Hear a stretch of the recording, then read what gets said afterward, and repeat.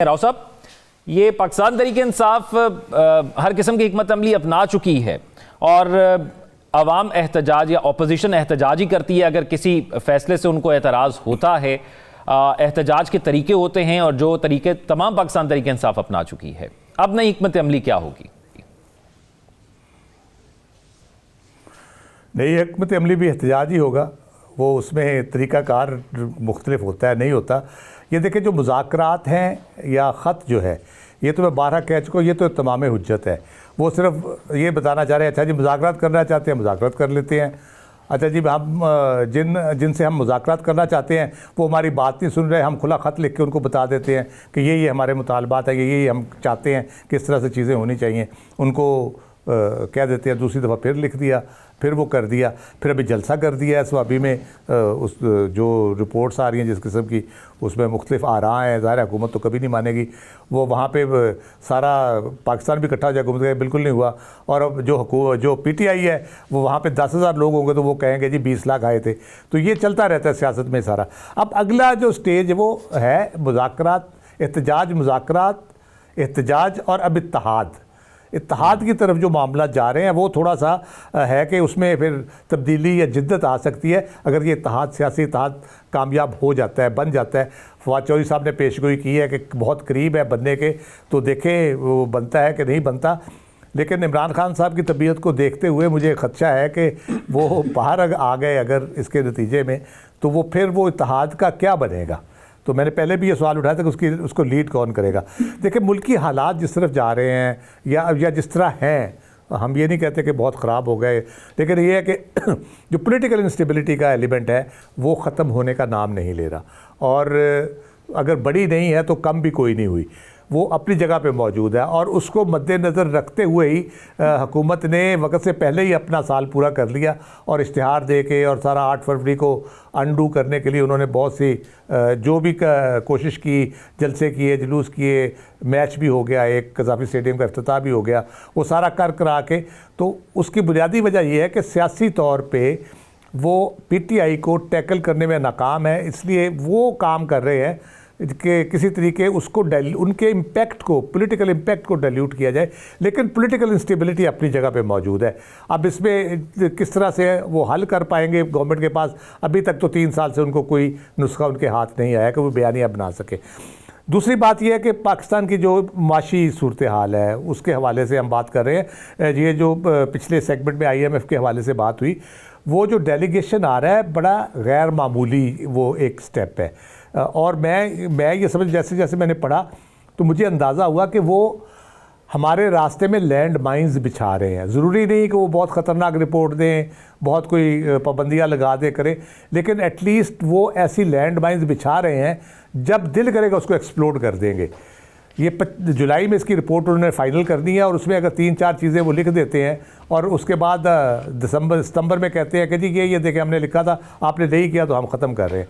अभी जो उनका दूसरा बाकायदा जो आ रहा है एड के हवाले से, वो मार्च में आ रहा है। वो आके क्या करता है, पहले उन्होंने बहुत सारी कंडीशनैलिटीज़ लगाई हैं, वो फिर आके कहेंगे ये नहीं किया आपने, ये नहीं किया। तो ये जो लैंड माइंस लग रही हैं इसका हमें बड़ा ध्यान रखने की ज़रूरत है। कल भी हमने बात की थी, चाइना की वजह से हम अभी तक इकोनॉमिक डिफ़ॉल्ट में नहीं है और हम बेहतरी की तरफ जो आए हैं थोड़ा बहुत, वो इसी वजह से आए हैं कि उनकी रकम हमारे पास मौजूद है। अभी हमने उनको रिक्वेस्ट की है तो हमारी माशी सूरत हाल भी उस रही। तीसरी चीज़ है हमारी जो समाजी सूरत हाल, उसमें क्या चीज़ इम्पेक्ट कर रही है आपको। आपकी जो इन्फ्लेशन है, आप दावे कर रहे हैं यकीनन अगर 50% बढ़ गई है कीमतें, या बल्कि 60% बढ़ चुकी है ओवर द टाइम, और अब उसमें 2% से इजाफा हो रहा है, तो बढ़ ही रही हैं। उसको आप ये कहें कम हो रही है, लोगों की इस्तात से बाहर है और मज़ीद बाहर होंगी। अब उनके बाहर होने का प्रोसेस थोड़ा सा, अगर मेरी चीज़ इस्तात से 3 चीज़ें बाहर हुई हैं, 2 भी मेरी इस्तात में है, मे बी वो 2 महीने की बजाय 6 महीने बाद जाके मेरी इस्तात से बाहर हो, लेकिन वो बढ़ रही हैं। और उससे क्या होता है, आपका सोशल फैब्रिक एक तो डैमेज होता है, आपकी पॉवर्टी लाइन से लोग नीचे जाते हैं। जब कमाई का कोई ज़रिया नहीं होता, फिर उस पर क्राइम रेशो भी बढ़ती है, अमन अमान की सूरत हाल पैदा होती है, डेस्परेशन होती है। और इतनी बड़ी पॉपुलेशन में डेस्परेशन होना ये बहुत कोई अच्छी बात नहीं है। इसलिए सारी चीज़ों को मद्देनज़र रखती है बुनियादी बात यही है कि तमाम पॉलिटिकल पार्टीज़ को, तमाम स्टेक होल्डर्स को सूरत हाल को 2 कदम पीछे हट के देखना चाहिए कि किस तरफ हम जा रहे हैं, क्या सूरत हाल बन रही है और उसका हल क्या पॉसिबल हो सकता है। अगर अपोजिशन का इत्तेहाद बनता है तो मेरा ख्याल है वो उस इत्तेहाद को और हुकूमत की जो कमेटी है इनको फौरी तौर पे टेबल पे बैठना चाहिए और अगले 6 महीने के दरमियान मामला तय करने चाहिए, जिसमें इंतखाबात, मैं बार बार कह रहा हूँ, नए इंतखाबात, एक बेहतर इंतखाबात, साफ शफाफ इंतखाबात ना भी हों, वो सबसे बड़ा हल है। राव साहब, ये तमाम फिगर्स तो यकीनी तौर पर शायद हमें उस तरह नज़र नहीं आए जो नजमुल साकिब साहब ने किए, लेकिन हुकूमत ये दावा करती है कि तरक्की की बुनियाद रख दी है, ओवर द नाइट चीज़ें नहीं होंगी। और फिर ये भी बताइएगा कि अगर एक मकबूल लीडर कोई सख्त फैसला या मुश्किल फैसला करता है और एक गैर मकबूल लीडर कोई सख्त या मुश्किल फैसला करता है, क्या दोनों में फ़र्क आता है अवाम के रद्द अमल में, उसको एक्सेप्ट करने के हवाले से और फिर उस फैसले को मानकर आगे चलने के हवाले से? ज़ौक़ देखना है कि मकबूल लीडर कौन होता है। मकबूल लीडर वो होता है जिस पे अवाम एतमाद करते हैं, अवाम उसकी पॉलिसीज़ को इम्प्लीमेंट होता देखना चाहते हैं, अवाम समझते हैं कि ये जो लीडर है, ये लीडर हमारी मुश्किलात आसान कर सकता है, ये मुल्क को तरक्की दिला सकता है, ये आगे बढ़ सकते हैं हम दुनिया में इस लीडर की क़यादत में। तो मकबूल लीडर बुनियादी तौर पे इस डेफिनेशन के साथ होता है। अब ये है कि अगर वो इक़्तिदार में आके कुछ कर रहा है, नहीं कर पा रहा, वो एक अलग बात है। हुकूमत में आना एक ऑल टुगेदर पाकिस्तान जैसे मुल्कों में डिफरेंट चीज़ हो जाती है आके। मुझे बड़ी हैरत हुई, नजमुल साकिब साहब कह रहे हैं कि वो कमाल कर दिया है, शहबाज शरीफ साहब ने वो काम कर दिया जो किसी ने नहीं किया। इनको क्यों यकीन नहीं आ रहा? 9 फरवरी 2024 को जो कुछ हुआ है वो शहबाज शरीफ साहब के अलावा कोई कर ही नहीं सकता था, और उन्होंने वाकई कमाल किया है। तो कम से कम इस हद तक तो उनकी कमाल हुनर को वो ज़रूर दाद दें कि उन्होंने वाकई कमाल किया। राव साहब वो कहते हैं हमने वही कमाल किया जो 2018 में पीटीआई ने किया था। जी एग्जैक्टली, हमारे यहाँ ये कमालात हुनर तो होते रहते हैं। यही मैं कह रहा हूँ कि ये मानना चाहिए ना। मैं तो 18 भी मानता हूँ, मैं 2002 में हुआ, जो 2008 में हुआ, जो 2013 में हुआ, जो बारियां लगाई गई, वो सबको मानता हूँ। 1997 को भी मानता हूँ। इवन बेनज़ीर भुट्टो का 1988 का इलेक्शन, जिसमें तमाम ऑड्स के अगेंस्ट वो जीती, वो भी, उसमें भी बहुत कुछ किया गया पंजाब के अंदर। तो ये चलती रहती है चीज़ें पाकिस्तान में, लेकिन होनी नहीं चाहिए।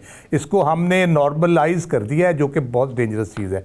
हमें इस पर प्रोटेस्ट करते रहना चाहिए, हमें अपना एहतजाज या आवाज़ उठाते रहना चाहिए कि ये दुरुस्त नहीं हो रहा, क्योंकि अवाम जब तक आपके साथ ना हो, अवाम की मदद साथ ना हो, आप प्रो पीपल पॉलिसीज़ बना ही नहीं सकते।